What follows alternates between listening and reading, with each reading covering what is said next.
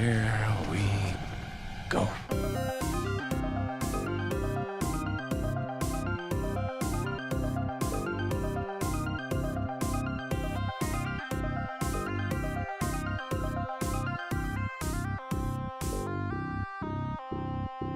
That's five. Okay.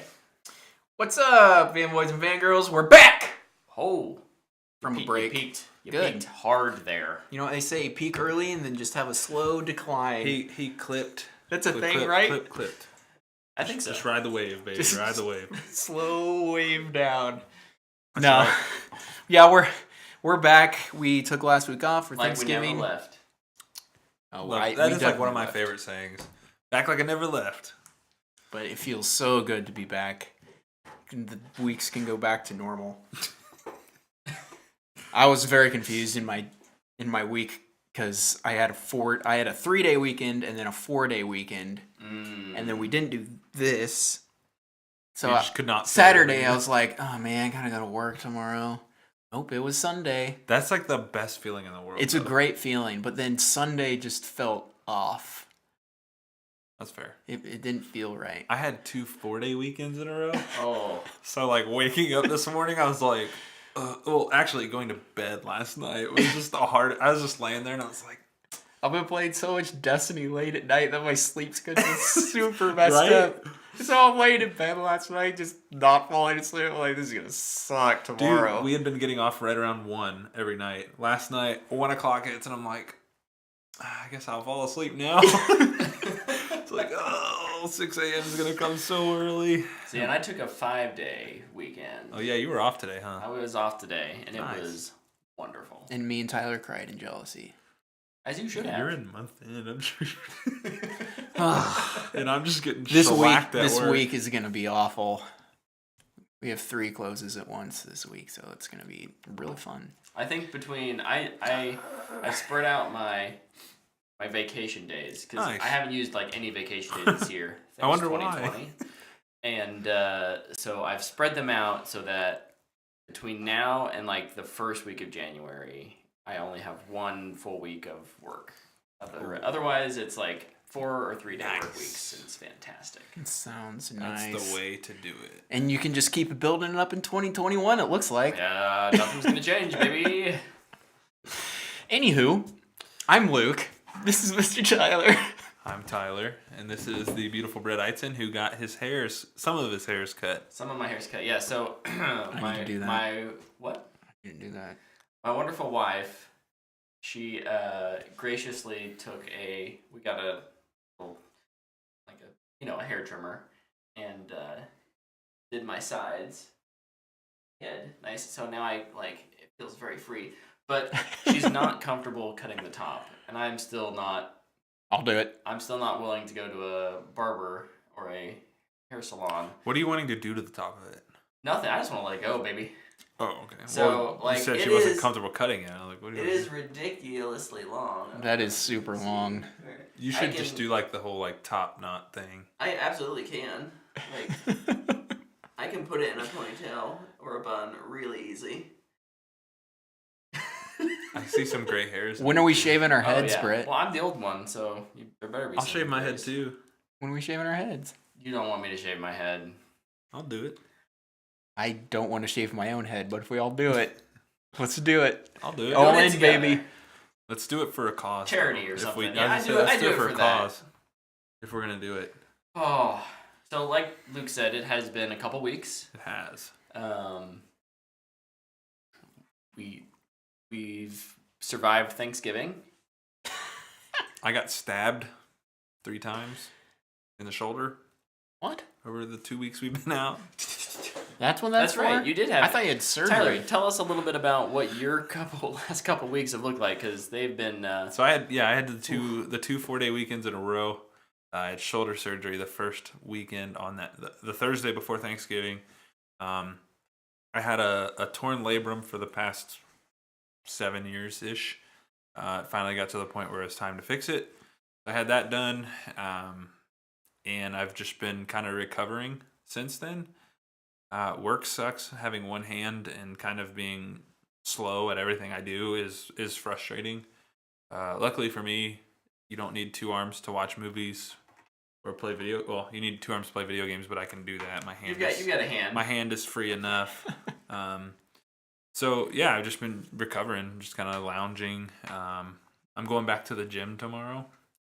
That's exciting. I'm gonna go walk in a warm area, not a cold one. So I'm just, taking it day by day, and I'll be like this probably for the next 6 to 8 weeks. Boo. And then my recovery will take about 6 to 8 months. So, woof.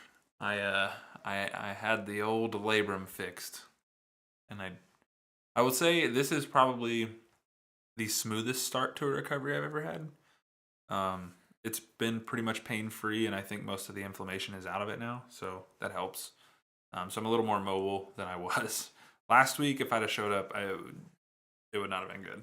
So thankful for, the week off, and it helped me out a lot. Yeah, that's where I land. Nice.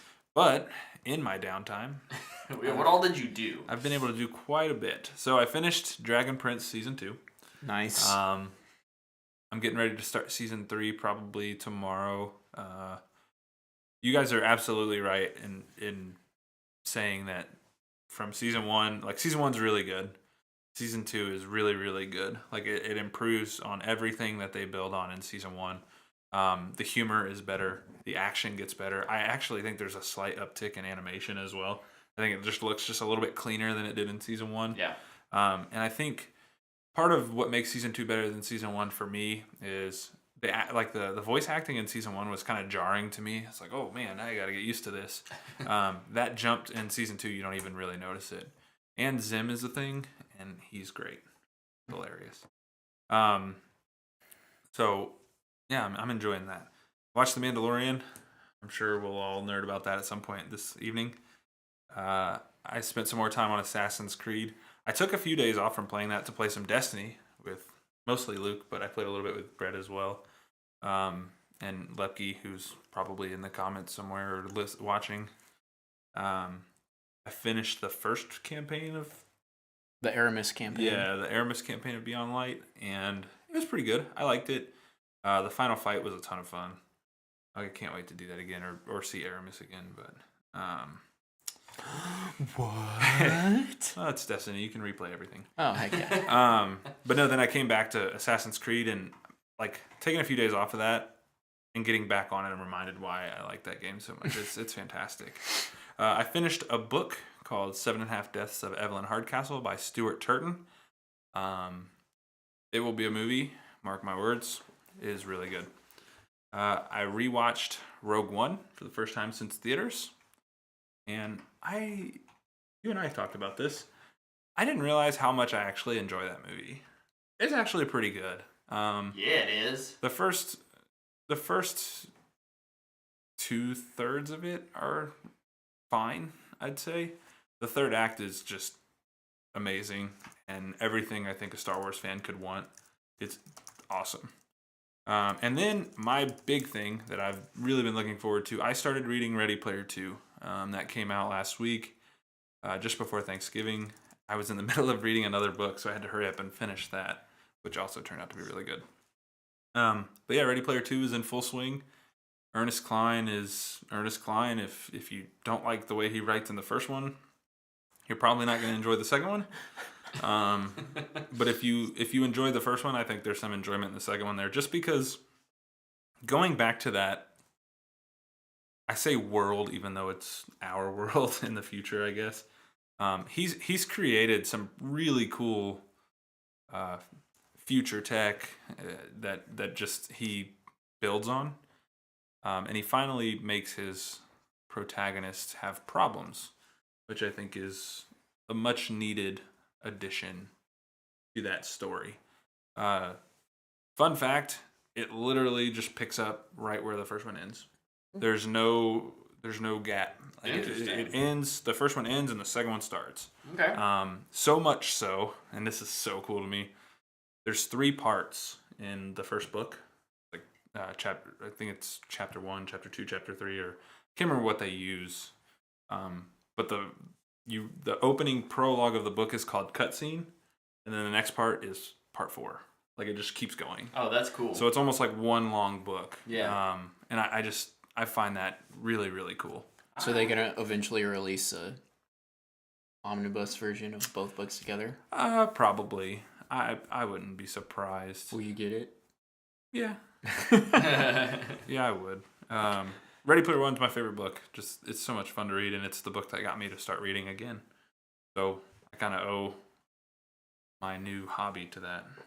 But that's pretty much all the new things I did, which is a lot for me. That's like a normal week for Luke. But that's a lot for me. We got Not a couple recently. weeks, and so recently Luke and I have both been spending a lot more time in the video game world of Destiny. Yeah. We still haven't done the raid. That's next weekend. Minds, yes. Yes. But yeah, I've had a lot of fun. Kind of, what Tyler was saying with the different campaigns, working on the kind of the Into Darkness campaign and some of the Based on Star Trek 2, like directed by J.J. Abrams. Yeah, that one for sure. Yes. But learning a little bit more, some of the lore. I think Bungie has done a really good job of intertwining the lore into the gameplay this year. More so than that in is the definitely past. an improvement for sure. So that's really cool. And yeah, unlocking more and more stasis abilities and being able to customize those has been a lot of fun. Mm-hmm. And I'm very excited for the raid this week. Yes. Yes. Stasis is just pure chaos, and I kind of love it. Yeah. I don't necessarily love it for everything, but it's a ton of fun to use. I love the customization of it. Yeah. How you can add the different fragments. But it gets me really excited for how they're going to rebuild the light-based abilities. Yeah. Mm-hmm.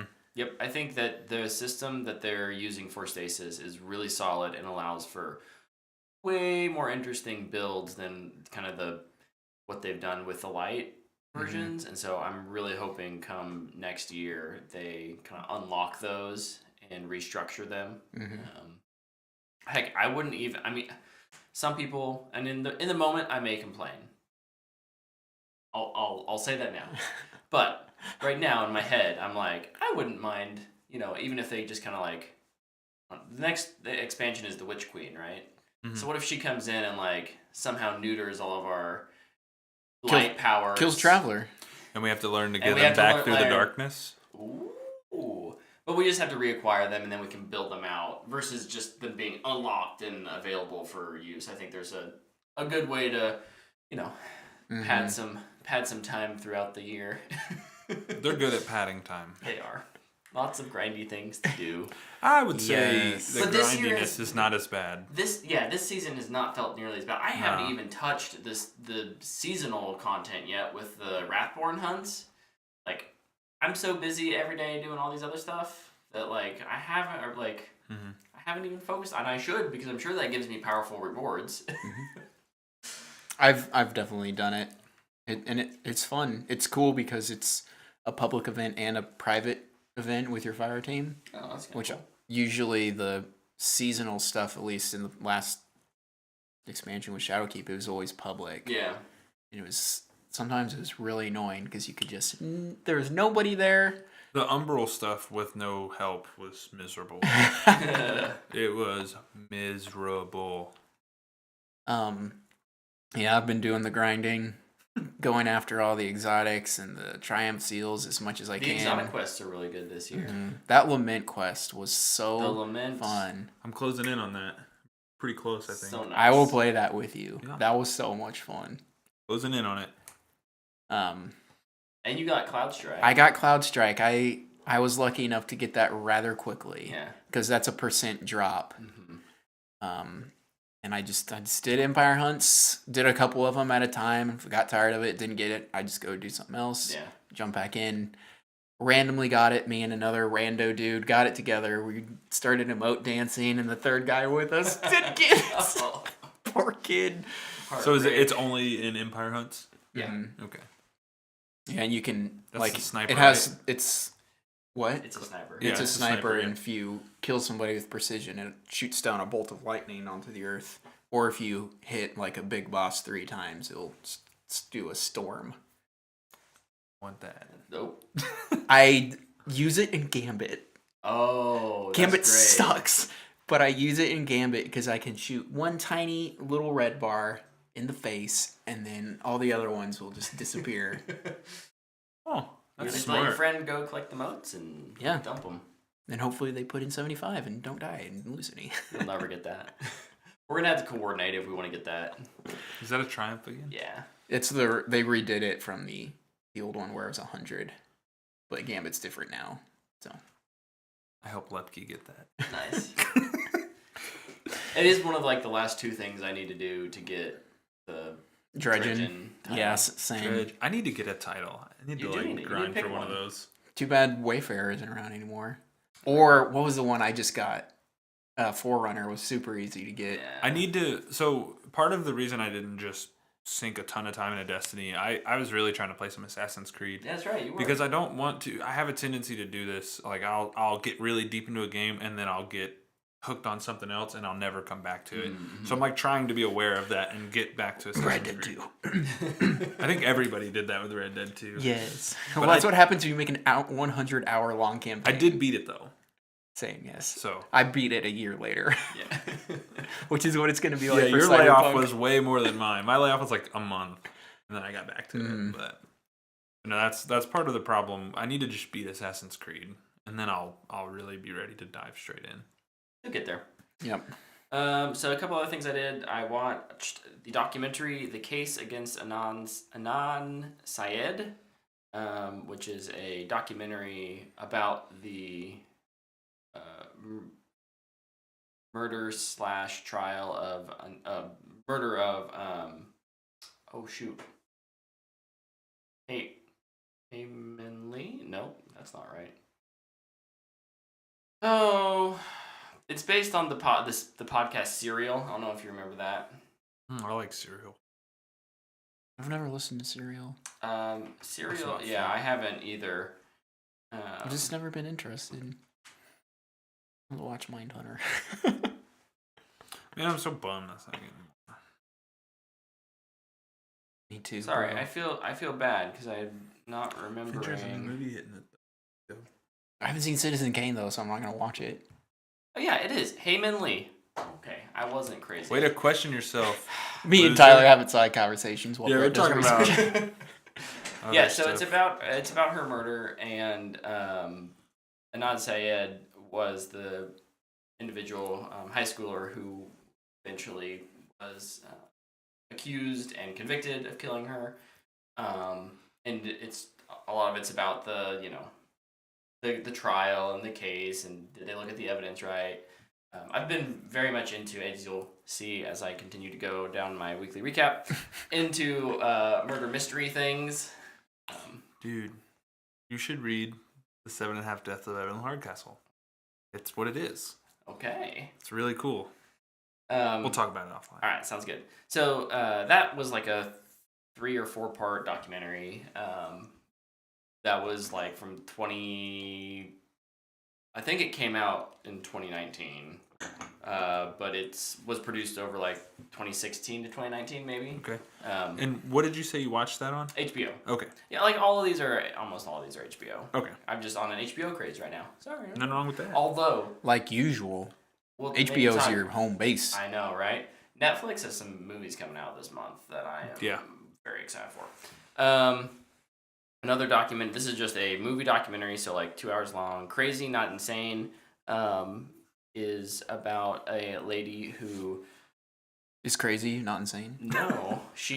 yes. Darn it. Yes. We're You close. nailed it. She goes in and she identifies things like schizophrenia or multiple personality disorder, and tries to figure out if someone is insane or if they so it is someone who commits a crime. In order for them to Plead insanity. they have to I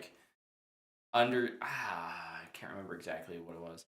They have to understand what they're doing and where they are and things like that. And so sometimes her whole argument and kind of the thesis of the documentary is like if people have multiple personality disorder and they their personalities don't necessarily know what each other personality knows, if that makes sense. So, can you convict someone of a crime that they, one of their personalities doesn't, not convict of a crime. Obviously, that person did it. At that point, it's more about like the motive. No, like a this seems like a death sentence. This is an ethical thing. It's a lot. There is a lot of ethics in there, yeah. which I find very interesting. So, it's a little crazy when they not insane. Show footage, yeah. When they show footage of 5 or 8 year olds who kind of just on a dime, can I talk to Robbie? It's one of their personalities, and then Robbie comes out and it's kind of creepy and amazing what the mind does. And a lot of our thesis is around people who experience this. She's pretty convinced that all of them have had some sort of they're built out of trauma, right? So one of them was a defense against the bully. So this kid got beat up, no one came to save him, so this kid invented another personality to beat up the bully, and then it seems like after one, they just kind of start to splinter into more and more as a defense mechanism. What if she just stole all of her research from Glass? Yeah. Or what was the second one? Split. She's been doing this a long time before Split. Maybe Split got the... I would hope they would consult on something like that. My wife is horrified of multiple personality disorder as an idea. Yeah. So Has she seen Split? That. No, she won't watch it. She can't even watch the trailer, dude.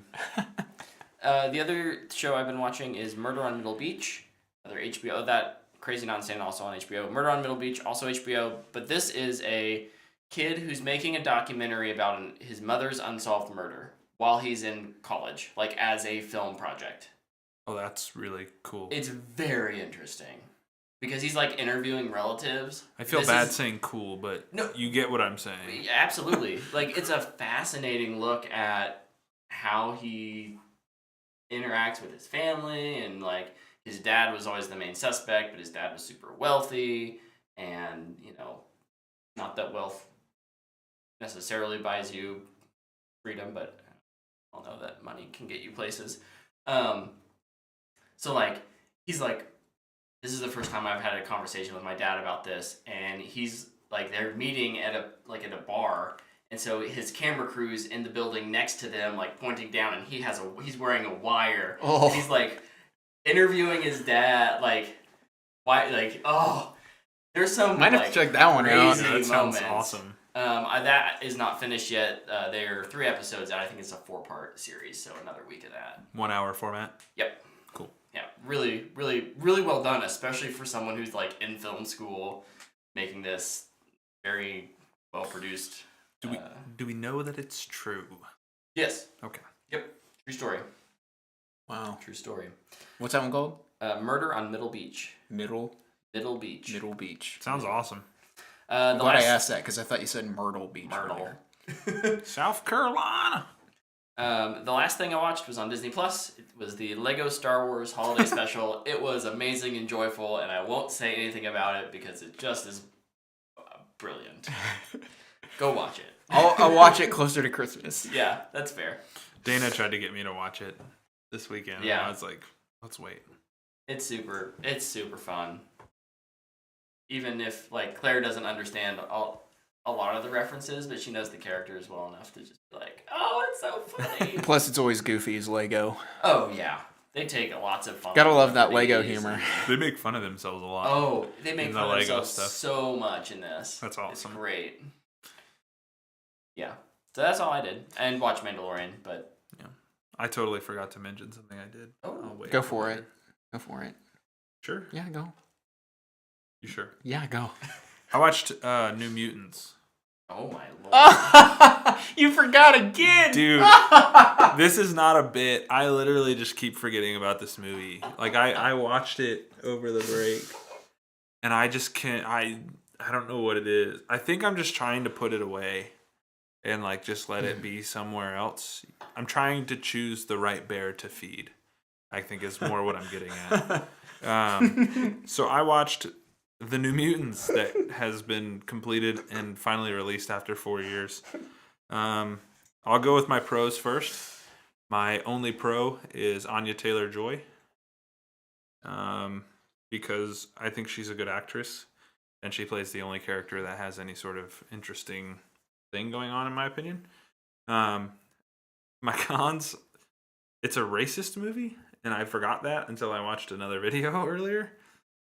It feels disjointed. Like, there's moments where you go from one place to another, and you just feel like there was a whole scene missing from the movie. Like, it doesn't flow. The movie has no flow to it. It feels like they shot a bunch of scenes, and they were like, this will be cool. This seems dramatic enough. Here's my Breakfast Club moment. Like, it just feels really disjointed, and it's lazy. It's a really lazy script, and that's kind of just to compound on that. I also think the villain is pretty lackluster. They're in this asylum, a school, I guess, that looks just like the other X-Men school, and there's only one person that works there. Like, the movie has, I think, 6 people in it. Man. Like, it's I don't know. You can tell it was made cheaply. But, like, you can make a film with not a lot of money and it can still be good. Yeah, and that requires passion about something. And this movie just feels like it has nothing. There's just no fire behind it at all. Who greenlit this? Come on. Fox. 20th Century Studios, not Fox. Yeah, I'm not going to go any longer. Rating is dumpster fire. Well, it was Fox because it was made in 2018 before everything was purchased. Yeah, it's a dumpster fire. Was it 2018? I thought it was earlier than that. Oh, it was supposed to come out in 2018. It was made in like 2016, 2017, probably. Yeah, it's a dumpster fire. I guess if I had to give it any other pros, I don't think the special effects look that bad in it. For being a cheap movie, I think they're pretty good. But yeah, I don't know. Don't buy it. I don't recommend that. Dumpster fire. Don't buy it. Dumpster fire. Yeah. I think you should end that with don't watch it. Well, some people will want to watch it regardless, I think.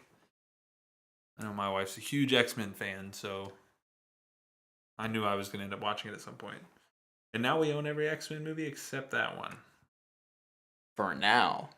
When it's like $2 on Black Friday next year, I might buy it. New Mutants on 4K. I haven't even heard about it getting has it had a physical release? It has release? a physical release. Okay, yeah. okay. I saw it like 20 times this weekend and nobody had bought it. I was like, it probably wasn't on sale. It wasn't. It was $25. It's like, that is not going to sell. Sorry, Disney. You're not making up your $6 billion loss off your theme parks with New Mutants. Nope. Okay, sorry. Go ahead. All right, mine will be short because my life has been just pretty much consumed by Destiny.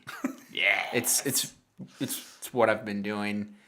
If I do something else, it's watching the classic Star Wars movies just for taking a break for a little bit. Like, I probably watched them in like 30-minute increments. And then you got back on Destiny? Yeah. No, I love it like, so much. I mean, I've been watching Mandalorian, and I just refinished Fallen Order. So I'm just on this Star Wars high, and sometimes I'm like, oh man, I need some Star Wars. I know that. I need the itch. And so, like, I snapped you guys that night, like, hey, what movie am I watching? It was A New Hope. You finish A New Hope, you gotta watch Empire. Yeah. Watch Empire, sure. You have to watch Revenge of the Return of the Jedi. There you go. Sorry, I went with the original title. OG title, wow.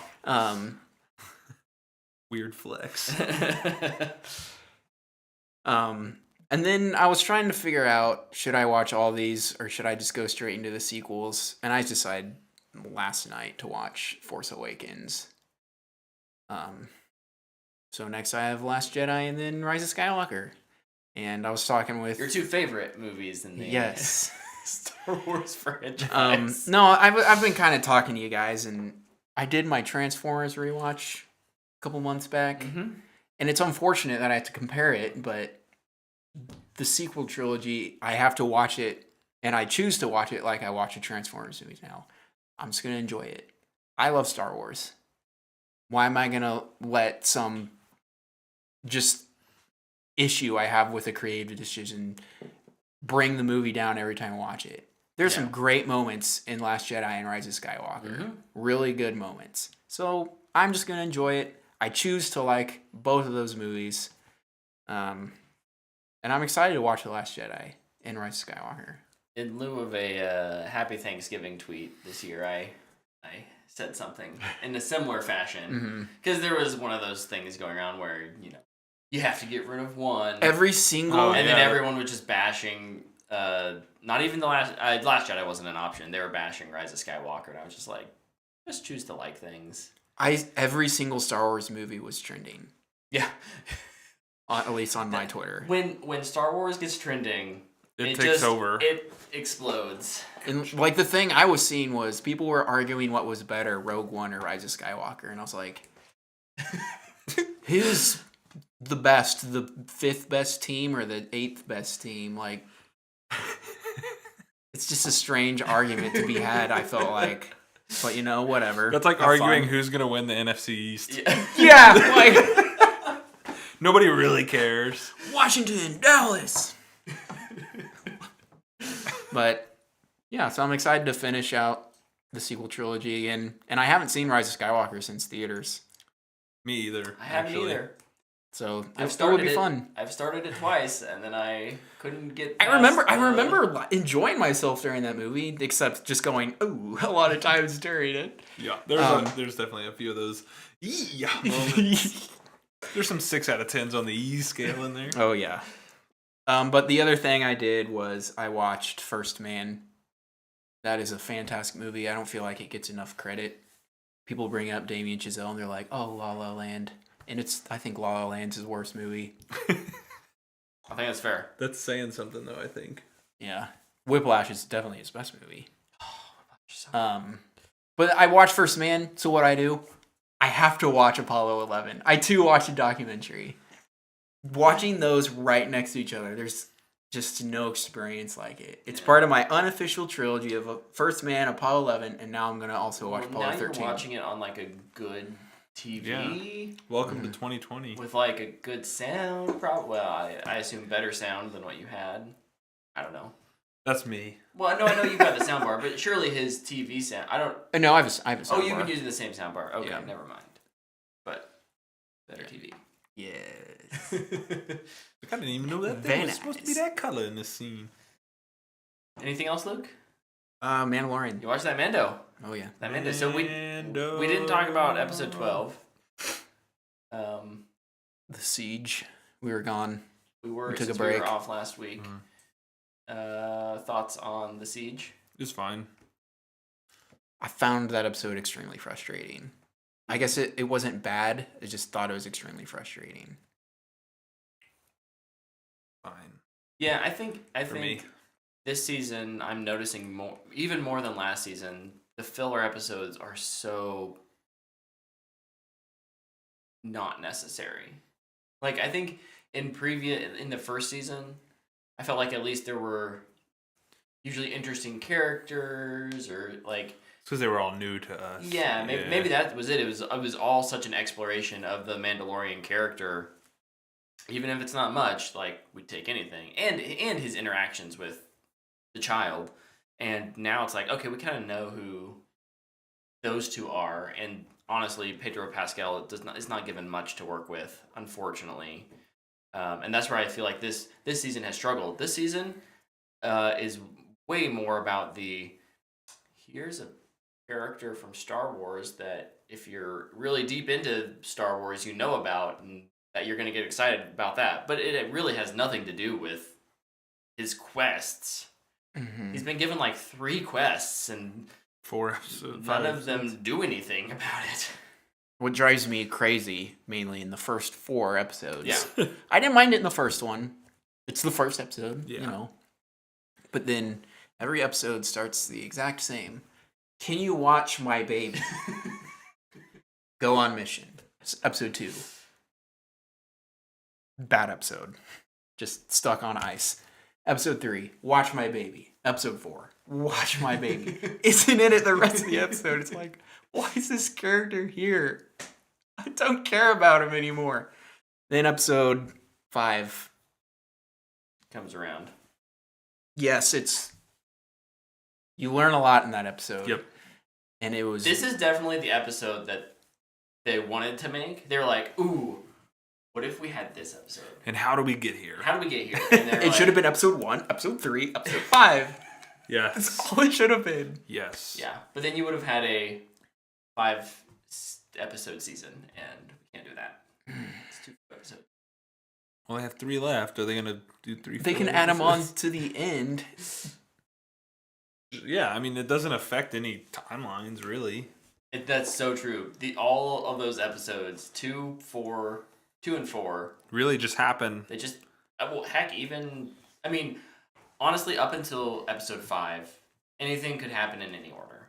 Episode 5 is definitely the linchpin of this season, where information is gained, characters are which have been hinted at are revealed, and things kind of the wheels really start spinning. And it's got me excited. Yeah. Where for the second half of the season, way more than what I've been seeing, which has been fine.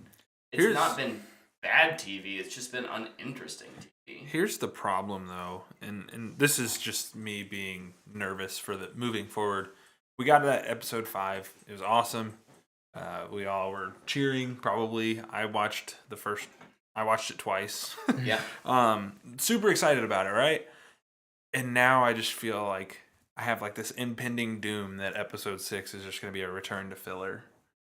I'm so nervous that they're going to do that. Ship's going to break down again. He's going to get stuck with... I don't know if this is an unpopular opinion or not. I do not like his ship. I think it's ugly and boring and uninteresting. Well, he's going to end up with Chubbs again, and they're going to go hunt an alligator to get his hand back.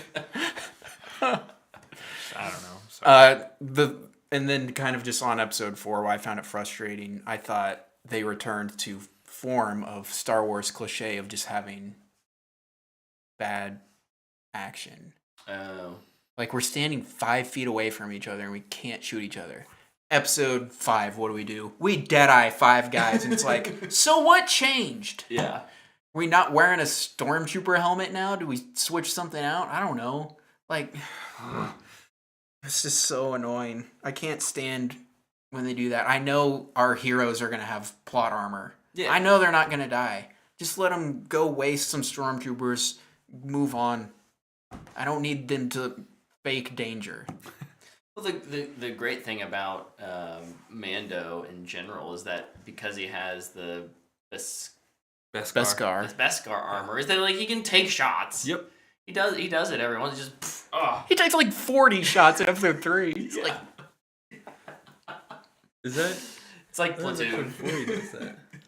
When he has because he's with the other Mandalorians. Okay. Yeah. Oh yeah, that's right. He's running down the hallway with the grenades. Yeah, he's just like woo. He gets his water boy on for a second. But yeah, episode 5. Loved it. For very specific reasons, I would have loved it no matter what. And I thought they crushed it.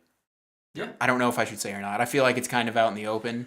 Yeah. We can give a little spoiler warning for episode 5 of Mandalorian. You can look in the time code if you're willing to skip to when we're done. I'll mark that in there. But you've been warned. 3, 2, 1. We got a live action Ahsoka and it was so awesome. It was sick. I was so nervous for this all week before episode 4. And they didn't do anything about it. So I had to be all nervous again all week. And Filoni, man. I love Dave Filoni. He crushed it. I should have just trusted him that he won't let anybody ruin Ahsoka. Creation, right? Yeah. And he directed the episode. Yeah, as soon as I saw he was listed as director for it, I was like, oh, I know what this is.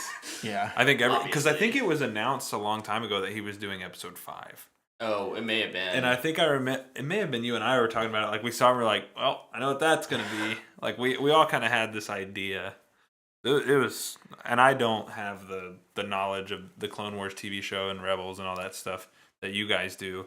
But even for me, I appreciated that I didn't need that to enjoy it and to understand. I think they explained their references that you really needed to take away, and the ones that were tongue in cheek were pretty easy to, I think, figure out for the most part for me. Obviously, there's more obscure references that I would have missed, but I still really enjoyed it. Yeah, I think they did a really good job. One of the things I was most nervous about was translating her into live action movement wise. With animation, you have a lot of liberty and a lot of like how you animate someone is very often, if not always, like hyper like it's more right. Exaggerated. It's fast. It's exaggerated. People don't move that way. And especially Ahsoka. She's really fast and acrobatic. Yeah, and I think they did a pretty good job of translating that into live action without it looking funny and out of place, but also still just staying true to the character with the kind of moves she does and flipping that like lightsaber. Oh my gosh. Yeah, I thought the translation from cartoon to live action was just so well done. The only thing that is different, really, is Rosario's voice. It's just a little different than Ashley Eckstein's, and I thought her voice suited Ahsoka super well. Yeah. I instantly was just like, I like it. Yep. Sounds great. That's her. Yeah, it's a little bit like I don't know, like when you hear like if you're watching the Skywalker saga and you go from Ewan McGregor Obi-Wan to Alec Guinness Obi-Wan, and you're like, oh, like there's age and time. They're obviously two different actors, and they're both Obi-Wan. And I felt like Rosario. She's 35, was 40 like, years old now. I don't know. She sounded. I don't know. Fine. It was honestly age. because she was written the same. Is what I felt like. Oh, that even if it doesn't sound pitch perfect like Ahsoka, that's Ahsoka's voice. Those are her words coming out. The cadence and and stuff. So she did a great job capturing that from Ashley. Ahsoka's the best Star Wars character. IMO. She's my favorite Star Wars character. All the things I love about Obi-Wan and Luke, I feel like, are in her. She's the ultimate gray path, right? Yes. I was wondering too, like, as we move forward with the show and other spinoffs, are we gonna start moving towards the Bendu? You haven't watched Rebels, so you don't really know what that is. But Nope. The Bendu. I am the Bendu. The Bendu. What is the Bendu? You have to watch Rebels and find out. Just think of it as a giant frog spider thing. With coral on his head. Yes. Okay. Rebels gets weird, man. It gets weird in a good way. Oh, yeah. You wouldn't expect, It's like, so you watch the enjoyable. first season of Rebels, you're like, wow, this is a kid's show. And then, like, at the end of season 2, you're like, Did I just grow up? what show is this? This is, like, it's Star Wars, not a kid's show anymore. Yeah. Obviously, Star Wars is a kid's show, but always has been, always will be, always should be. Yep. But yeah. Real quick before we, get out of non-spoilers and move on to actual news, what do you think about the little thing, the stuff they dropped, the teases at the end of the episode with Admiral Thrawn? That was, to me, the big shocker, honestly. And again, it comes from not watching Rebels. I didn't realize he was so prevalent in that. But, like, for me, like, I read a lot. And so I look into reading Star Wars stories. And Thrawn is always the character that people are like, read these. Yeah. Timothy Zahn, Thrawn trilogy, read it. It's the best Star Wars literature out there. And I'm like, okay, I'll maybe check it out one day. And then they drop that, and I'm like, they are doing it. Like, this is happening.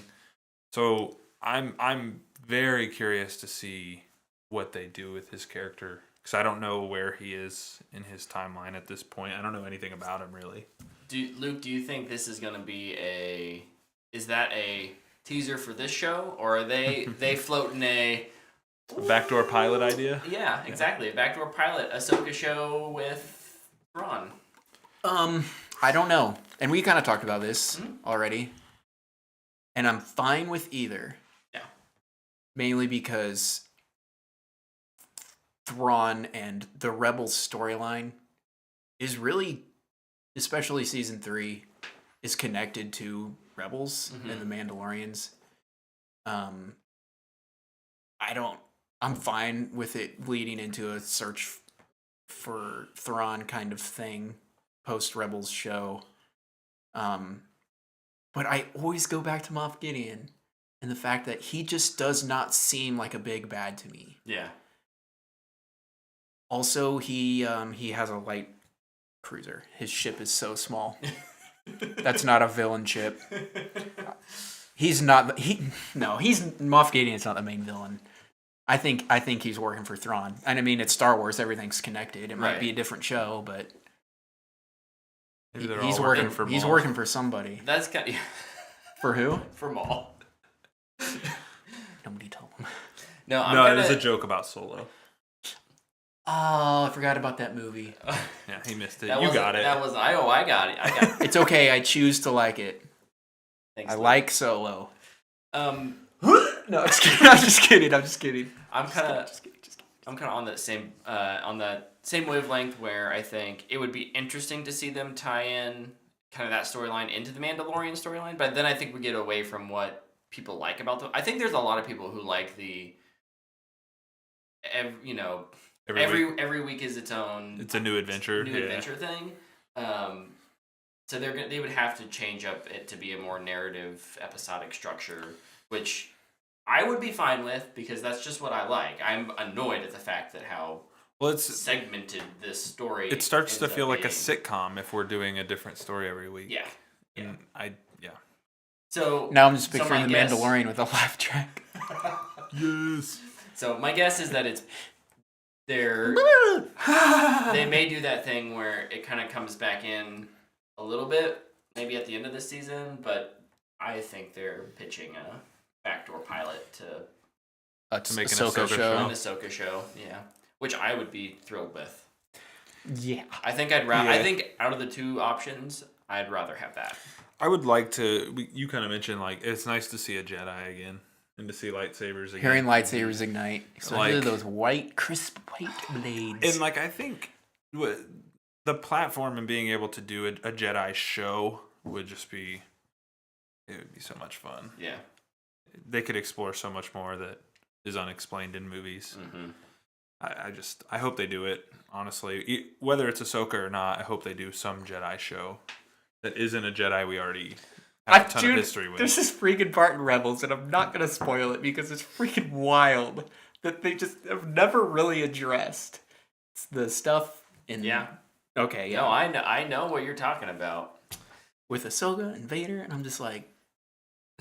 You ever gonna bring that up again? There's like 2 episodes where it like just drops like probably one of the biggest things in Star Wars, and they've never done anything with it. It's like it's canon too. That's the thing. It's canon, and it completely changes how we understand the Star Wars universe and what's possible. And I remember when I heard about it, I was like, "This is stupid. This is the worst idea ever." I watched the episode and I was like, "This is the best episode of Rebels." Freaking insane. Ugh. Gosh darn it. Now I'm going to rewatch Rebels. Is it that? Kind of. I remember you talking about it. Oh, here, I'll write it again. No, I saw. Okay. I remember you talking about it when it came out. I got the first word, so I understood what we're talking about. Yeah. Okay. Real quick before we move on from Mando. Grogu? Big fan. Like it. Also, like his I'm here for backstory. I like the story. Yeah. That's what interests me. I'm curious to see because I hope is we get a little bit of some flashback action and kind of learn a little bit more about that event as a whole. Yes. Yeah. Another thing they kind of set up with this one is that they're, Ahsoka's like, maybe there's a Jedi out there who can reach out to him Who is she talking about? We already kind of talked about how before the show, it doesn't seem like much of the universe. Let's go through the Jedi that are currently alive. Is aware of Luke, or we could be alive. Could be alive. Ezra. Mm-hmm. Luke. Yep. Leia. Carrie's not alive. But we got a flashback in Rise of Skywalker that shows that she was training. And Rogue One, wait, no, she wasn't training. I was just thinking flashback. Yeah, you were able to see her again as a young person. Didn't look good though. No. Having just watched that, no, it did not. Cal Kestis, who is from Fallen Order. God, that's what I want. And I don't know where he fits in the timeline, because doesn't that take place way... That is 5 years after Revenge of the Sith. He'd be, 40s? He's probably 18 to 20. Yeah, probably 40. How old is... They couldn't cast... Cameron Monaghan. They couldn't cast Cameron Monaghan. They could. Sure they could. They could just prosthetic him and make him look a little bit older.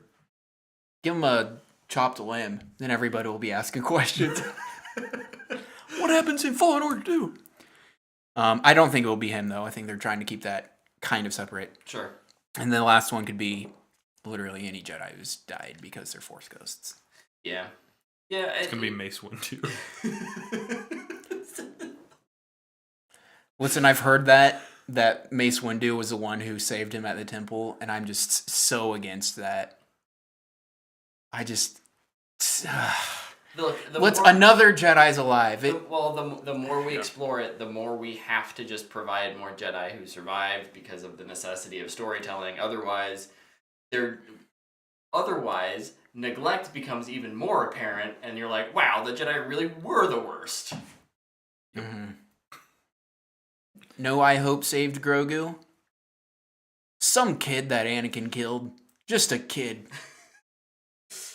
Just a random kid. Like that kid who's out on the balcony or whatever when Organa shows up. He's like, yo, what's happening here? What's the fire about? Kid jumps in, he's like killing all the clone troopers. Oh, but it's that kid. Yeah. Then he dies. You don't have to do anything with him anymore. Grogu's on his own. He's in his little miniature bathtub thing. Did you guys enjoy the every time he said Grogu? What?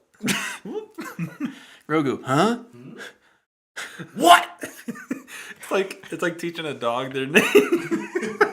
Dogs are like, it's like a dog that's asleep and you say their name and they're like, what? I think the amnesia bit's a bit convenient. Of course. But hopefully they can use that to, like you said, Tyler, explore some of his backstory, maybe through flashbacks, or if they can spend the rest of they won't do this the rest of the season, but like if one of his goals now is to help him remember who he is and his powers. That will be when they go to the Jedi Temple, I bet. Which will be in two episodes. It's going to be in 2 episodes, because we have to have a filler episode where the ship breaks down. It'll be the penultimate when they get there. I don't know how they're... How many episodes is it? It's 8 episodes? 8 episodes. So there's 3 episodes. Yes. Left. It'll be the 7th episode. Okay, 7th episode will be Jedi Temple, and at the very end of it, Moff Gideon's going to catch up because there's a tracker on it. He's going to catch her Baby Yoda. Mando's going to have to get with people to go save him. And that's episode 8. That makes sense. There's your show. Okay, cool. Did it. Oh, episode 7, the ship is going to break down and it's going to be filler. So go back to Navarro so we can hang out with our old friends. Episode 8 will be the Suicide Squad episode. Oh, yeah. Of this season. Oh, yeah. Which I'm fine. I'm fine with. Where they bring in everyone. These little adventures throughout, and then bringing everyone calling back. in all his favors. But that I don't know if you can get away with that every season. Hey, so we're gonna stay in this because we've been wanting to do some spoilers on this show, anyways. So where does Boba fit? Yeah, did we just? Because that's kind of just been left in the dust. Nobody cares anymore. It gave me my prediction. So I'm cool with that. It could have been Commander Rex, right? That could have been any clone. That could have been any clone, Luke. There's no actual evidence that was Boba. Rex was with the rebellion. Just saying. Rex would not be on his own, hanging out. He has a big beard. Could have been any other clone.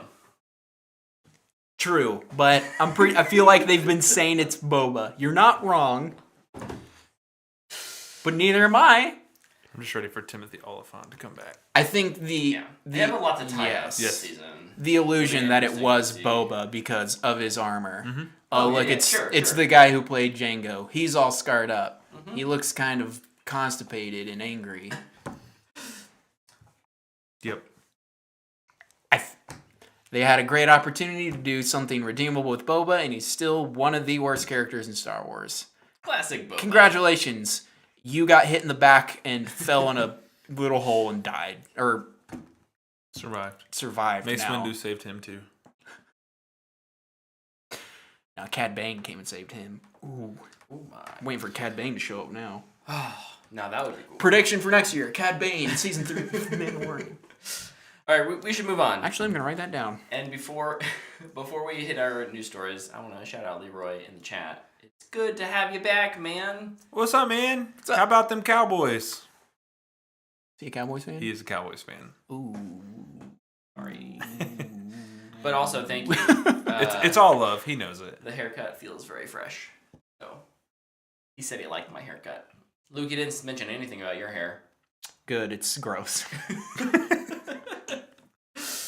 All right, let's get to some news. Yeah, we're there now. Staying in Star Wars world, David Drowse, the original actor who played Darth Vader, not the voice, obviously, but the actual actor who filled the suit for the original trilogy, passed away this week at age 85. The man behind the mask. Yes. It was really cool to see all of the original actors kind of pay tribute on social media this week. I thought that was really interesting.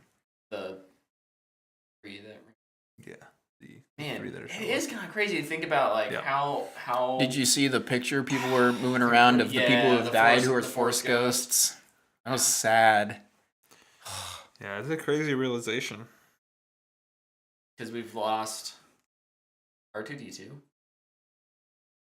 Chewie, Leia, now Vader, half of Vader. How old is Harrison? We've got Ford? Han. If He's like age won't kill he's Harrison almost- Ford, He's almost It's 80. going to be a plane wreck. It'll that be a kills plane Harrison Ford. crash. 78. Yeah, as I say, I know he's close to 80. we've got Harrison Ford, Anthony Daniels, and Mark Hamill left. Mark right? Hamill, 69. I mean, those are the big ones. He's that Obviously, old. there's some. Really? smaller. He looks pretty good for that age, Mhm. honestly. It's Mark Hamill is interesting to me because I feel like he, for his age, would you say 69? he like, I feel like there was a time where because he wasn't doing a lot, he wasn't really still like the Luke's like He moved into voice acting. he moved in so much into voice acting, and not that he didn't ever take care of himself, but just you stopped caring quite as much. And now that Star Wars has been a thing again for the last 8 years, Yeah. he's kind of like, Pushed. okay, like I'm getting back into it. I'm gonna look good. Like he looked great in Last Jedi. Yeah, he did. And oh man, I've started seeing him. I mean, I know he's always done cameos and Yeah. stuff, but I've seen him in some more cameos recently and been like, oh, like that's fun. Yeah, It's good to see him around again. it is. Yeah, Leroy, I agree. Washington sucks. The NFC sucks. But it's a lot of fun to make fun of. It's a lot of fun when Washington beats Dallas. I don't get to have that moment very often. Yeah. I'll watch that game. You should watch all of Washington's game. Yeah, because when I watch Washington wins, Yeah, exactly. We play the Steelers. it's proven by next week. science. Play the Steelers next week if that game ever happens. Good luck. Thanks. I don't want to ruin my streak, so. This has been With the Fanboy Sports Talk, brought to you by the Dr. Washington football Pepper team and cream soda. and the Dallas Cowboys. What else you got? I don't know that we talked about this. Wonder Woman 84. We kind of talked about it was in limbo. It is officially going to release on HBO Max at no additional cost. We did talk about it because, well, kind of. We pre-talked about it. We were complaining about how Warner Brothers hadn't made a decision Yeah, and how and they then just they- need to drop it. And then they made a decision like the next day, of course. And then we didn't record. And then we didn't record. Yeah, so it's going to be on HBO Max on Christmas Day at no additional cost to subscribers. Woohoo! I love that they're including that in all of its marketing now. Yep. So seems is it like going to a- be like on Vudu for a cost? Probably not right away? Well, yeah, probably not right away. Because Mulan wasn't right away. It was, what was it? It was like 60 days? I didn't think it was that long. 45 days? Time has been an enigma during the pandemic, so I What don't know. is time? What year is it? Oh, we know what year it is. It's Just wait till December 32nd happens. Oh no! it's March 211. Yeah, seriously. But yeah, no, that's really exciting. It'll be interesting seeing how it does. I mean, the great thing about these kind of home releases, and I'm just trying to see the silver lining because I really want to see this movie in theaters, is that on Christmas Day, if we're not going to people's houses, like grandparents and whatnot, we're not doing the little thing that we always do, I'll be able to, in the morning, sit down, or afternoon, whenever, sit down and watch Soul with Claire. Oh man, I can't wait. I forgot that's Christmas too. And then watch And then the when she goes to Monster bed, Hunter. No. That one's in theaters on Christmas Day. That one's not streaming. For now. Who's doing that one? Like Lionsgate or something? Yeah. Yeah, Lionsgate is not affiliated with it. Netflix is probably where it'd go.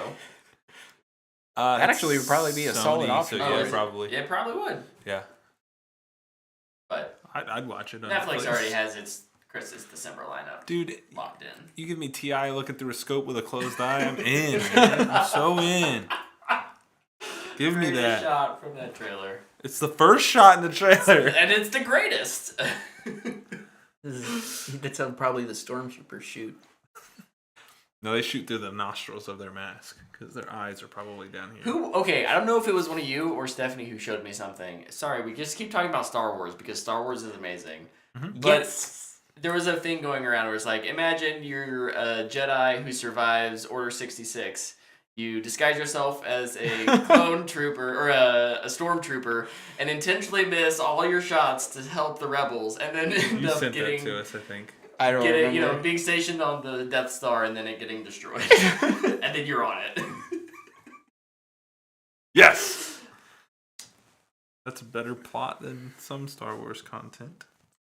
Oh, Luke. What were you talking about? All sorts of things. Oh yeah, we were talking about Wonder Woman. Wonder Woman. So I'm I guess I excited can to move watch into. it. We got a. I can't call it a new trailer. We got a new trailer of Zack Snyder's Justice League, Ooh. as was No, advertised. we did not get a new trailer. We got the same trailer with 2 shots that were slightly different. And it was in black and white. You can't forget that. For 'Cause the this longest movie's time, for I couldn't adults. find the freaking widescreen format of that trailer, and it pissed me off. There is one. Yeah, it's on HBO Max's YouTube page, and it came out like 2 days after. I just figured it was all in 4:3 because that's what Snyder wants it to be in. That trailer sucked. Look, I'm still excited for this movie. I don't know what the marketing team was thinking there. I don't think the marketing team was thinking. I think Snyder was thinking, hey, this would be a fun thing to put out. Do you guys remember when we were talking about this being announced and we talked about the slippery slope that this could become? I think it's there. I think we're tumbling down it now. It's possible. I don't know. I'm excited for it. I'm still gonna watch it, but my interest in it is waning. Unfortunately, like to be brutally honest, I'm kind of just getting tired of it. It just needs to come out. I mean, I think Just tired due of to the nature of what we do and how much we talk about these things, I think that's what's going to tire me out more than Yeah. like if this in the perfect world, I would just mute Zack Snyder and I would watch any trailers that come out on HBO Max or wherever on their YouTube page, and I wouldn't have to hear about it outside of that. And I'd be happy. But that's not going to happen because we're addicted to the internet and news and We talk every about little it. tidbit. I think just what I tires like to me talk about it. is but- you have two sides constantly arguing about something that hasn't come out. Mm-hmm. About it being the greatest thing ever, and It's either God's greatest gift to Earth, this movie. God being Zack Snyder in their eyes. That's right. Of Yes. course. Lowercase g, obviously. Or it's the Important worst. It's going to be the worst movie ever made. Or it is the worst movie ever made. disclaimer. I can't remember what their argument is. And there's people like us in the middle that are just like, I want to watch it. I want it to be good. I just want it to come I'm out. not convinced it will be. I want it to be. Yeah. And I'm like, Here I'm I very sit. curious to the edit because I have a feeling we're gonna watch that and we're gonna be like, there's a really good 2.5 hour movie in there. Here is how. But like, it got stretched out. Yeah. I'm just excited to see all these characters. That's true. Honestly, I really am. Like these characters that you read about come to life will be cool. Here, but are they needed? how did you enjoy Batman v Superman? Are you asking or is this rhetorical? Are you like asking us? Yeah. Batman v Superman has the exact same problem all the other DC movies have, which is a third freaking act. Or in Batman v Superman's case, the fourth act. The final 20 minutes of every DC movie has the exact same problem, which is you go fight a big gray monster. Other than that, I really enjoyed Batman v Superman. I like Warts it. and all. I bet you'll like it then, because that's Yeah, that's what it's gonna be. Yeah. Except 4.5 hours. Yeah, I enjoy BVS. I don't know. My love for that has also waned over time, I think. Yes, agreed. Like I still enjoy it. I think it's what you're saying. It's you can't talk about it without it becoming a debate. Like I'm glad we can. Yeah. But like you can't talk to anybody else about it without it being like, oh well, it's not Civil War. Yeah, it's a different movie. Like it doesn't need to be It's an a different argument. studio. It's a different writer. It's a different director. And it's so frustrating. And I'm just kind of tired of this whole, like, I'm excited for Snyder to get his vision out there, but like releasing a trailer in black and white and adding 2 new shots that's not what we want, right? No, it's not. No, I don't know who wanted that. Showing me a picture of Joe I think there's Manganiello with the a mohawk. apologists who will say, "Oh, I loved it." They didn't want that. They wanted a legitimately different trailer, but they're happy for anything. Well, I mean, they And liked they'll it the defend first it. time, so of course they're gonna like it the second time. Right. Yeah, I like. Leroy's got some fun comments in the chat. Thanks for chiming in over there. The original Justice League trailer with the come together music. I need that kind of action. That was a great trailer. That was a fantastic trailer. I need a trailer like that, and not this like sad and somber. Or Hallelujah right on the nose Yeah. with a hammer. Like, hey, we're doing this. Like that was one of those okay, fine, I get it, whatever, pat yourself on the back. But at some point, your marketing needs to move into what is a general audience going to want to see. Or what are we going to see? Yeah. Oh yeah. Everything for sure. we've seen, we've already seen before. We're not using anything from the theatrical. Like, yeah, you are. It's the same movie at this point from what we've seen. You swapped out one character. That's all he's done so far. And gave Deathstroke a mohawk. Cool. Cool. Show us something. Show me the dude you supposedly cast as Green Lantern getting his ring. Show me the Green Lantern ring. I don't need to see his outfit. Just show me the ring. Show me something that I have not already seen. How would you... Oh, I was going to say, how would you know if it's green? But I mean, you'd be able to tell it's a Green Lantern ring. I was going to make a black and white joke, but... Yeah. My bad. Bad, fam. It's going to only release in black and white. Moving on to other Warner Brothers properties that we're not sure what the heck's happening. Fantastic Beasts. Luke, you want to take this one away? Because you best be excited. I thought we were going to talk about a different one. Another one? Go ahead. Is this the Mads Mikkelsen? Yeah, he was confirmed. I kind of nailed you it. predicted that. I mean, I Googled it and said I liked that. Yeah, I predicted it. I'll take it. Thanks for that win. Take the win. Yeah, he's going to be great. He's going to be better than probably Johnny Depp Oh, yeah. would ever be. No offense to Johnny Depp. He's a great villain. Mads is, in general. Mm-hmm. So, him getting to take a super, super evil villain and just build on that, it's going to be fun. Yeah. I'm excited. Yep. And I just watched Rogue One. Good in that. For his time in it. He's just good in everything. Agreed. Man, we got Mads and Bindo in that movie. Remember this moment. I need more of that. Yeah. You know, we got Mads and something else, too, this week. Chaos Walking released yeah, a there was a trailer. trailer for There was that. a trailer for that. Did you guys watch it? I did. I watched it when it leaked like a month ago. It seemed a little different. Like there was some different stuff. They in this added one. stuff. Yeah. Which is probably smart, but they probably got the reactions and like, okay, let's do this. Aside from some very clear special effects problems, being a big fan of the books, I expect this to be, knowing the production and everything that's happened, I expect this movie to be a disaster. However, I will say I'm pretty happy with some of the choices they've made. And I look forward to watching this, regardless of what it is. I'll use Luke's thing. I choose to enjoy this. Mm-hmm. I like the actors they've chosen. I think they've casted it really well. And I look forward to seeing what this is. Unfortunately, it's book 1 and maybe a little bit of book 2. And Man, the cast is so good. they're never going to finish it. That's the unfortunate part. And like knowing how this story ends, it's something with a lot of potential. Yeah. That will probably be redone 20 years from now. Yeah. That'll be the definitive edition type of Yeah. thing. Yeah. David Oyelowo is in this. Yep. Is he Aaron? Yes. This thing is a freaking good cast. Dude. This is really unfortunate. Maybe That it's just probably a not going to bad be good. trailer. Him as Aaron. Hey, for all we know, it could turn out great. Fingers crossed. World War Z was pretty good, and that was probably one of the worst productions in history.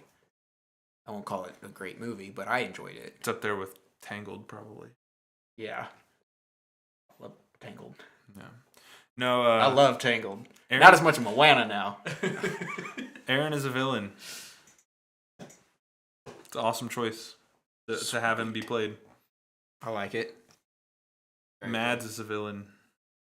I feel like he has to be a villain. His name is Mads. Yeah. This trailer didn't really do anything for me. I kind of saw it. I watched it and was like, Looks like a 90s sci-fi movie. You know what it reminded? I was like, this looks like it was maybe set in, because just some of the visual effects kind of are reminiscent of Annihilation. Kind of the like, so like The noise? the noise thing kind of had that like maybe this is after a group of people escaped Earth and the Annihilation event thing took over the Earth and now everyone's coming back. That's in my head canon. That's what this is, and I know that's obviously not right, but But if it makes you enjoy it more, yeah, right. just keep lying to yourself. So, Ooh, Michael Dyson playing Fisherman #1. let's see. Deadpool 3 got writers. Woo! It's happening supposedly. That's about as. I mean, at this point, Who are the writers again? Who are they from? they're the writers of Bob's Burgers, Oh, that's right. who Weird. it's a weird choice. I very much enjoy Bob's Burgers. They're I think hilarious. they're hilarious writers. I have no idea how this is gonna merge with what is Deadpool. I think this was Disney probably saying, you can make a Deadpool 3, but you're gonna tame it down. Mm-hmm. And this is who we're hiring to make that happen. So I'm a little concerned in that regard, but We're hiring somebody already on our payroll. yeah, right. Keep costs low.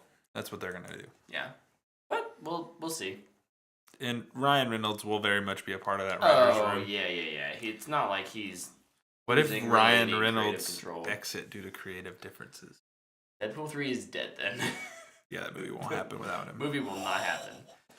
Dude, I can't even imagine. I can see that happening though. I really can. Like I can see him being like, I don't like what you guys are trying to do with this character that I care so much about.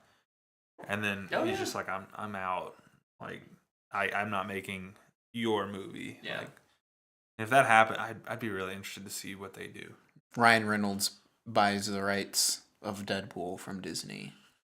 He goes home and asks Blake for some extra cash to throw in. Can I have some extra spinning cash, babe? That's all I got. That's yeah. What else? I'm kind of going back to HBO Max. Netflix tried to purchase streaming rights to put Godzilla vs. Kong on Netflix for $200 million. And Warner Bros. Said, no, we're going to release that. Obviously. I think it was the press release or whatever said HBO Max, and they had to like clarify, no, we're gonna release it in theaters. But we'll see. This might end up coming out on HBO Max as well. Like That's called an internal memo that accidentally became an external memo. So someone did not hit delete Yep. and retype. delete, send to everyone. Oh no! Well, there you go, Hollywood Reporter. There's your story today. I think that anything that's on the slate, especially for HBO or for Warner Brothers, but even as we start looking at other studios, for quarter 1, quarter 2 of 2021 is in that boat of it's probably getting a dual release. It's gonna release simultaneously in theaters where it can. Yep. But we're gonna release it because we just cannot hold. You're not. Yeah. At some point, you have to make money. So even if it's a loss. I work in supply chain, and it's bad to let money sit on your shelf. And that's what these movies that are finished are. It's inventory dollars that are just loading up your books. At some point, you just have to get it off your shelf. Mm-hmm. And that's what a lot of these movies are going to start doing. And I think they, too, just want to see how Wonder Woman does in theaters and on HBO Max and probably move on from there. My prediction of $1 billion movie won't happen. Nope. So, that sucks. Because I bet if this released when it was all hyped up and everybody was excited, it probably would have had a chance. Yeah. Maybe, yeah. God, give it a good chance. Yeah. You're talking Wonder Woman. Yes. Not Godzilla, not Godzilla, which was the original. No, sorry. No, it's fine. No, Chaos Walking. Yeah. Chaos Walking. $1 billion. Lionsgate and $1 billion ideas don't go together. No, Lionsgate is like, I'm pretty sure they're just putting all their hopes and dreams on Rian Johnson and as many Knives Out movies as they can make. Lionsgate is like the minor leagues for comic book adaptations. You're not wrong. Yeah. Looking at you, Power Rangers. It's like Lionsgate and Divergent. Then Sony, and then Sony plus Marvel. And Warner Brothers is somewhere in and that mix. We don't know where Warner Brothers fluctuates. It moves movie to movie. They're just not consistent enough. But we can talk about more superhero stuff. Black Panther sequel is supposedly going to be shooting in July. Moving forward. That's I think we're in a weird place with that. Still, This is my Mads Mikkelsen thing. My hope was that if they're going to move forward with that movie, that they move forward with Shuri as kind of their focus, and it sounds like that's the plan. Is to have her be a little more prominent. I'm okay with Shuri propelling it forward. I think given the circumstances, which obviously aren't preferred. I think if you're gonna go forward, I think this is the right step to do it. I think this is the right time to push your female characters into the light a little bit. And I really enjoyed Shuri in Black Panther. I really did. I'm interested in seeing how they incorporate her blasters and things like that into the Black Panther costume. Or maybe she just never takes up that mantle. And maybe she's just Shuri. That'd be cool with either one. Yeah. Yeah, I don't know what's right. Mostly because I'm not I don't know those characters well outside of the movie. And so it's hard for me to say this is what I think would be best. I personally, I can say I want to see more of Shuri, so this is a great opportunity for that. I think what we really all want to see is Chadwick. Right? Unfortunately, it's not going to happen. It won't happen, and I am glad they're not going to digitally reface somebody with him. I'm so glad they're making the choice to not do that. Yeah. I'm glad they're just going to just move into Shuri. I feel like with Shuri, just brainstorm some ideas, and as far as taking up the mantle that Chadwick had, maybe just ask the family, like Chadwick's family, if that's cool to do. Like, that's a legendary performance he had. Yeah, and it's a legendary step forward. And like, go to Marvel Comics writers and see what they can come up with to move things forward. They literally spend their lives thinking about these type of things, trying to think of spin-offs and new characters and new villains all the time. Yeah. So they might have a lot of ideas that could be floating around. Well, I'm going to jump, not ahead, but one of our Fanbox questions is very relevant to this. Okay.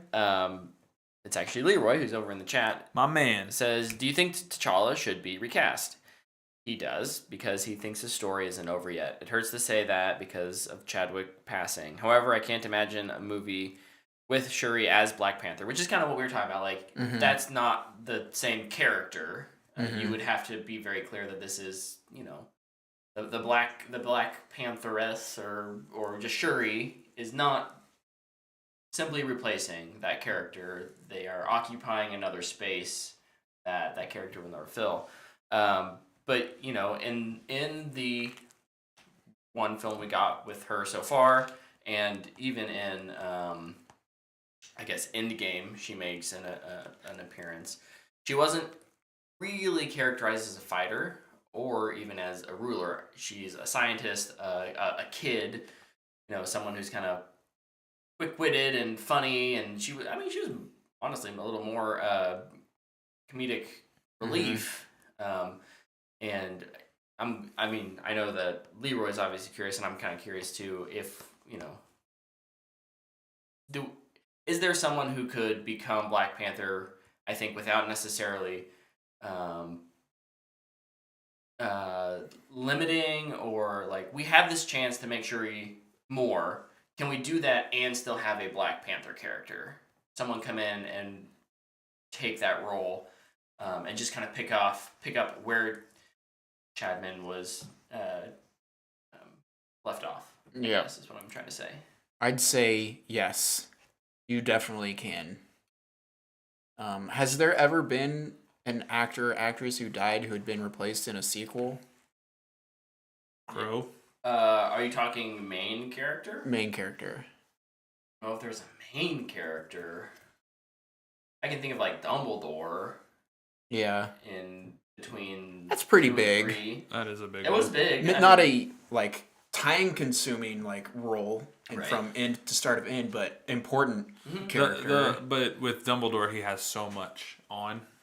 I think it's a little bit easier. And granted, Black Panther's in a suit, but I mean, I think they can recast him. Sure. I don't love the idea, honestly, but I don't think there's a way to love that idea. Yeah. I don't know. I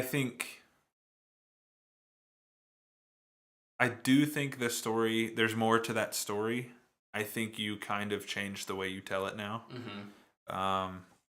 Maybe there's somebody in Wakanda who's inspired by something, however they write him out, that he did. And maybe, you know, maybe, what is, I'm not saying cast this person, but what is Daniel Kaluuya's character's name? Because he kind of screwed over T'Challa. Yeah. And maybe, you know, something comes from that and they go forward with him. I think you could even do something. You could write that as similar to like Spider-Verse and Miles Morales. Right. Where it's this, you cast some young, up and coming, you know, Tom Holland-esque, who you know you can put the future of this franchise on their shoulders and say, this is going to be the person who was inspired so much by T'Challa that you know, he did what it took to take on that mantle. Who's the kid he talks to at the end of the movie? Doesn't have a name. That'd be kind of a really weird shoehorned in that he's from Wakanda, but yeah. I mean, what did you say his name was again? Wakabi? I'm not lobbying for it. I just think it's writable. Yeah. Like, Wakabi did him wrong. And, you know, maybe because he represents his tribe, he has the opportunity to become the Black Panther. he says no? What if this time he says yes? Mm-hmm. I mean, I just feel like it's easy. Yeah. It fits what they've already created. Yeah.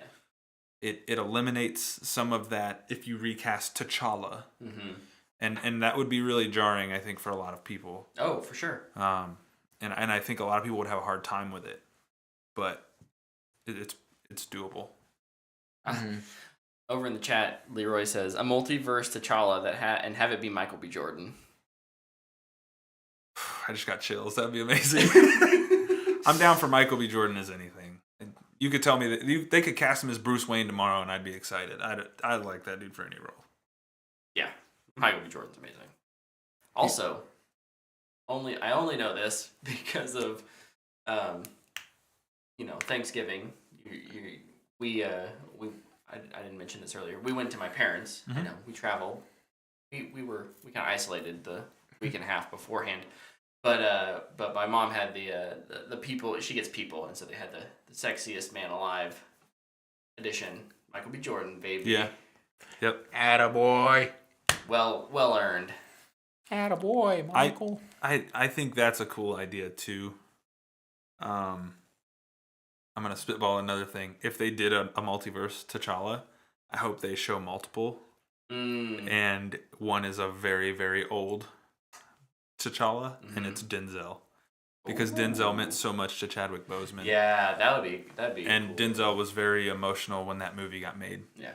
He's like, I don't cry at movies. I cried when I watched Black Panther. And I think that would be incredible. Yeah. Just as an honor to T'Challa. Mm-hmm. Maybe all the multiverse T'Challas come to see him off as he passes off into, I can't remember what they call the tree. The spirit realm. The spirit realm, yeah. Yeah. Mm-hmm. Sorry, now I'm just thinking all kinds of stuff. Now we're going. Cool. Yeah. That's gonna be interesting to see what they do, and I hope the best. That was a conversation I didn't want to I breach. wouldn't want to make the decision. No, that's a tough decision to make for sure. Like, we can obviously speculate, but I'm not in charge. I've never felt bad about speculating, but that's just a role I don't like to speculate about. Yeah. It's just so weird to me. Yeah. But it's gonna happen eventually. I was gonna move us on, but Leroy had another awesome comment. So I'm fine with it. Do you think that Coogler has had enough time to change a script? Would it have had to be done by now? Lots of movies. They're tweaking it still. Lots of movies go in and shoot, and they don't know what they're shooting the next day. So and I have a feeling that this was not sudden to anyone at the higher ups at I think if Marvel? anybody at Marvel knew, it was Coogler. Yeah. My guess is that Feige and Coogler probably knew. And they probably kept it between them. Absolutely. I don't think it was this like big. The more people know, even internally, the more likely something is going to get slipped out. So my guess is that they knew that there was a very good chance they weren't going to have him for Black Panther. And so my guess is that his original script probably started changing a while back. Probably changed a while back. Yep. So, I don't know though. I mean, they may have been one of those things where they knew he was sick, and he kind of have, here's where we want to go, but here's kind of our like.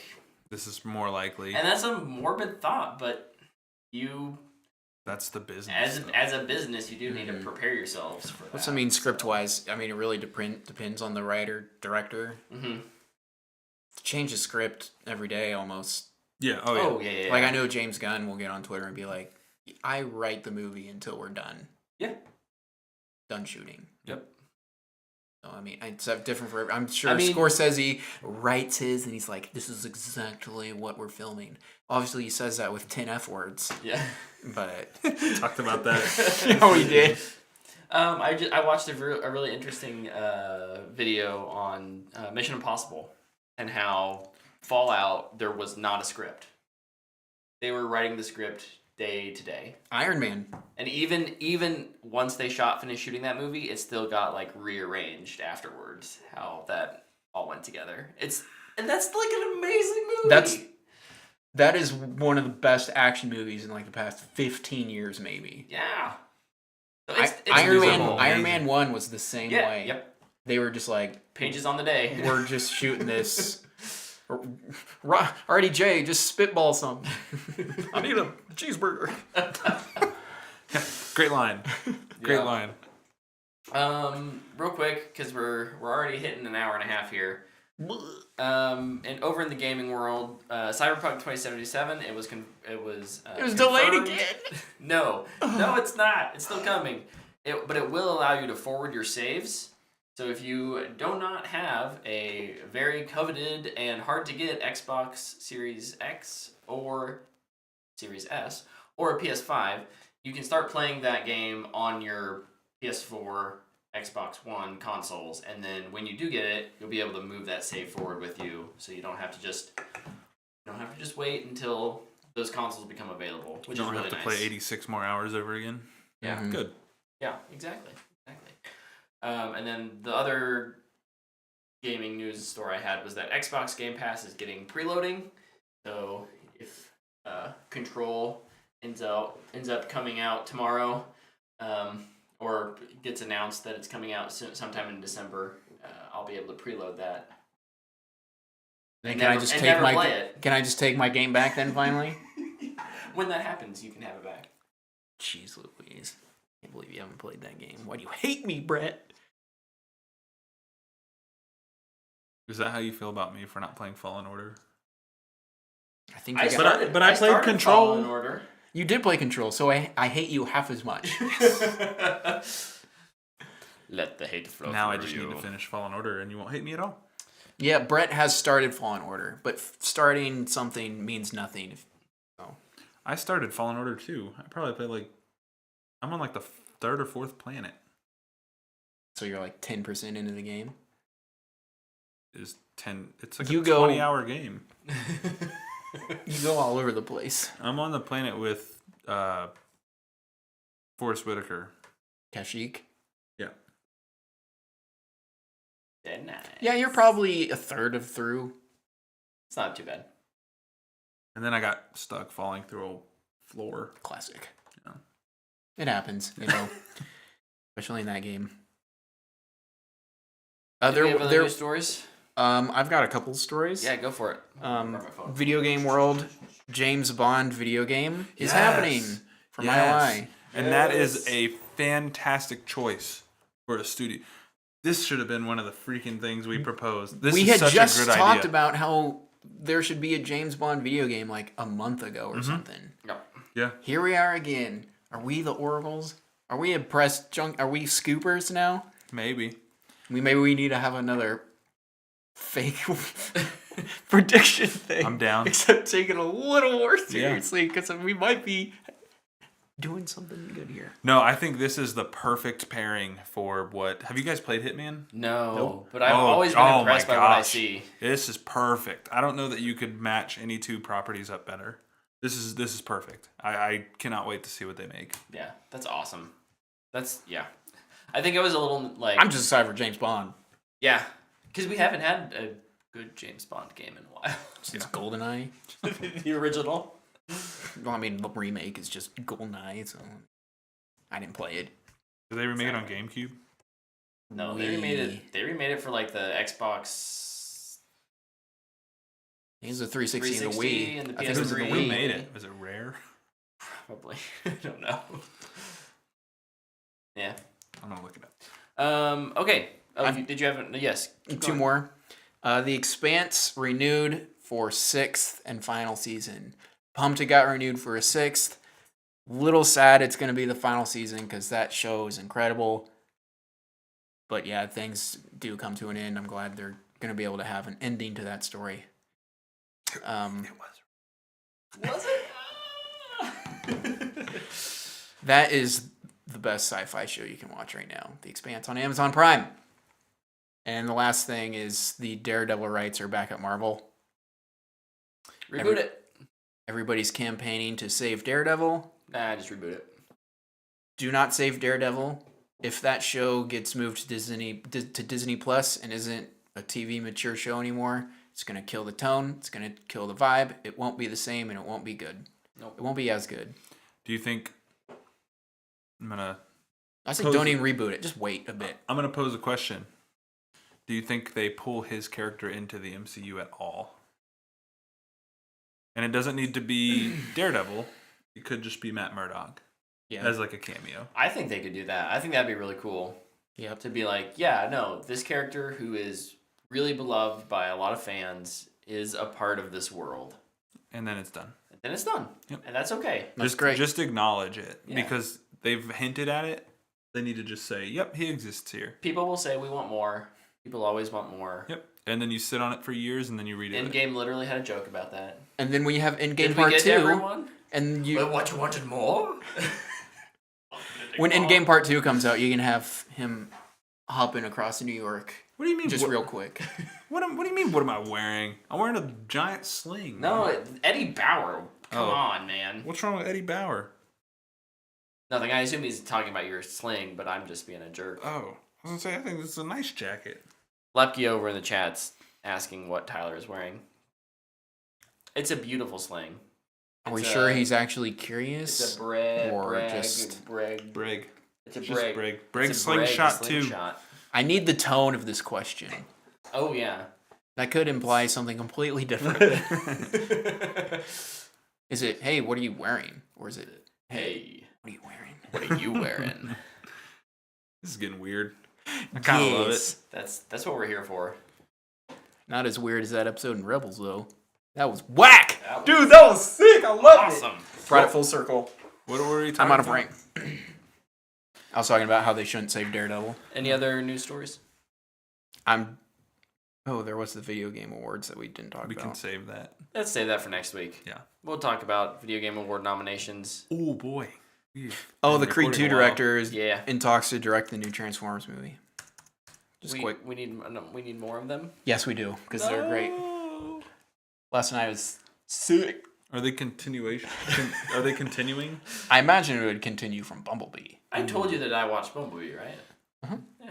The movie's awesome. It's a good movie. Bumblebee's the best Transformers It's a movie. good movie. Yeah. I bought it in 4K. Oh man. Yes. Yeah. I mean, it was Transformers. Black Friday, dude. $5. Not for me. Transformers You got me the movies. Blu-ray. Yeah, the Blu-ray costs more than I paid for the freaking 4K. 4K was like $7. All right, we have 2 Fanbox questions as we move into Fanbox here. Yeet. At Zuck Tyler over on Twitter asks, can we petition what the fanboy... This wasn't a whole tweet thread, so I'm summarizing. Sorry, it's not verbatim. Can we petition what the fanboy to watch Jack Sparrow House on Quibi and give us an opinion? Did you guys hear about this? Quibi had like a show called Jack Sparrow House. What does that sound like to you? It sounds like Anti-Donna, but pirates only. Kind of. With Just Johnny a Depp. bunch of Johnny Depp-esque Jack Sparrows living in a house together. Oh my gosh. Wait, this is a real thing. This is not a joke. Supposedly a real thing. How do we watch it? I don't know. Quibi's dead. Can you still download Quibi? No. Can you still watch stuff on Quibi? Hey, Tyler, go download it, because I don't want to. I don't want to download Quibi, but I'm going to see if it exists. No. So if we can find it, we will do our best to watch it and give you a review because this sounds amazing. Download it. Is it free? Yes. It's free now because Quibi it's was. dead? No, I thought Quibi was free. Oh, nice. Jack Sparrow House, huh? That's why it didn't make any money and nobody watched it. So the other question we have, our last question, is from Dana. Who's that? Dana Davis. Never heard of her. Okay. That's unfortunate. You're so funny. Fanbox No, question. not. I really don't know who that is. According to HBO Max, Shazam is listed as a Christmas-ish movie. Love the exclamation on Shazam, attaboy. Would you guys consider it a Christmas movie? Is Shazam a Christmas movie? I agree with HBO Max. It's Christmas-ish. It's Christmas-ish. It takes place during Christmas. Mhm. It has values of Christmas, of family, Yeah, yeah. but they don't save Christmas. That's my argument. They don't celebrate Christmas. Nope. It's just that time of year. Yep. So I'd say Christmas-ish, as opposed to like Die Hard. They're at a Christmas party. He saves Christmas. That's where the argument comes in. I don't care where you sit. on that line. I don't know. I just think Shaz- those are the valid Shazam parts. Family saved that Christmas carnival. Man, who is it outside Carnival at Christmas? That would be so cold. In Philadelphia. It's Philadelphia. That doesn't surprise me at all. They threw batteries at Santa Claus, man. No, I had this conversation with Dana this weekend. I said the same thing. It takes place during Christmas time, but they don't save Christmas. Like, that was my argument. It does have a Santa in it, though. It does.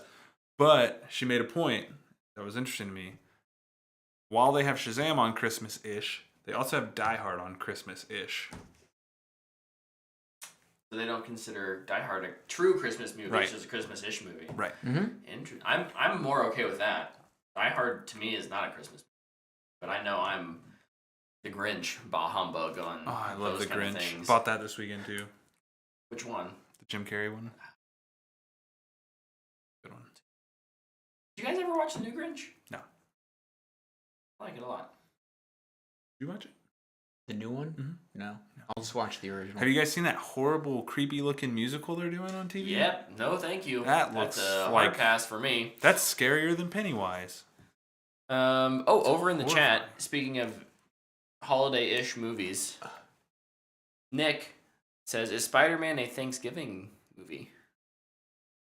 The original Spider-Man. They celebrate Thanksgiving. They in it. celebrate They do. Thanksgiving. What's his face? Osborn cuts the turkey, right? Spider-Man does save Thanksgiving. Is that the Macy Day Parade? Yeah, it's gotta be. It is. They probably just didn't get the Macy's right. Right. Yeah. Yeah.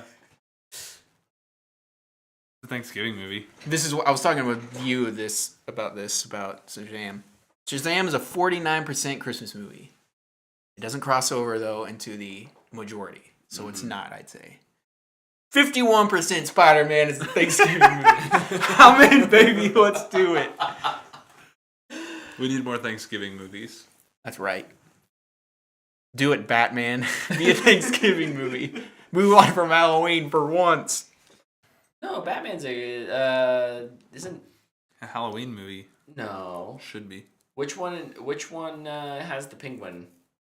It's a Christmas movie. That's a Christmas movie. Mhm. That is full on Christmas tree, in Gotham City Square or whatever, handing out presents to kids. That's one of the movies I always watch at Christmas, around Christmas. How dare you? It's a Batman. Michelle Pfeiffer Catwoman. Touche. Okay. All right, I think we've Is Hot Rod a Christmas movie? Ebenezer Scrooge is in it with a Christmas ham. No. He shows up at the end. No. Okay, just thought I'd ask. Shazam is a Cameos Christmas-ish don't count. movie. It's properly labeled. I think I would agree with that. I'd agree. Man, now I'm just hoping Batman Returns shows up in the Christmas-ish section. That'd be so cool. All right, well, we've rambled on long enough. This is a long episode. Thank you all for hanging Wait, now out for with 2 us. Thanks for listening. You can find all of our stuff at whatthefanboy.com. And here in a couple weeks, Oh. just to prep y'all, we're gonna be moving our production, our live streams over to Twitch, so you can get a heads up if you watch us live. You can go over and how do you subscribe? I should know the lingo. Yes. I'm setting this up. You follow or subscribe on Twitch. You can go follow or subscribe our channel.